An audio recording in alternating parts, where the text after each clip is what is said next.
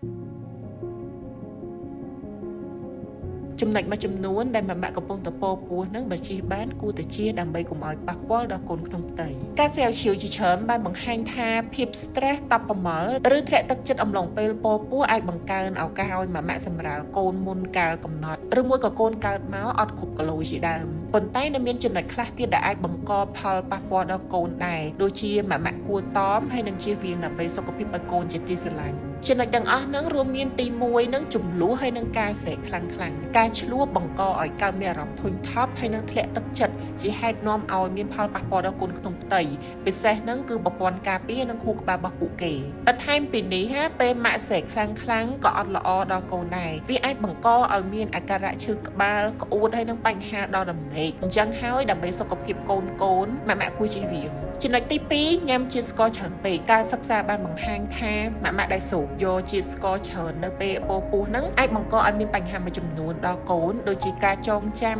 ការរៀនសូត្រអីនឹងជាដើមគួរជៀសវាងអាហារឬមុខភេសជ្ជៈសម្បូរទៅដោយជាតិស្ករដោយជំនួសវិញនៅទឹកផ្លែឈើស្រស់ទី3យំការយំអាចជារឿងធម្មតាអំឡុងពេលពោពោះពួកអារម្មណ៍របស់ម៉ាក់គឺមានការប្រែប្រួលច្រើននៅពេលហ្នឹងប៉ុន្តែបើម៉ាក់សម្គាល់ឃើញថាមានអីប្លែកដូចជាយំដោយសារបាត់ចំណង់លើអាហារដែលចូលចិត្តអារម្មណ៍ខុសឆ្គងគេងច្រើនពេកឬមួយក៏បាត់បង់ចំណូលចិត្តលើសកម្មភាពធ្លាប់ចូលចិត្តពីមុននោះយើងគួរតែពិភាក្សាជាមួយគ្រូពេទ្យឬមួយក៏ស្រីៗដែលមានបទពិសោធន៍ធ្លាប់ជួបអាការៈទាំងអស់ហ្នឹងចំណុចទី4ហ្នឹងគឺការគេងអត់គ្រប់គ្រាន់ផ្អែកតាមការសិក្សាស្រាវជ្រាវ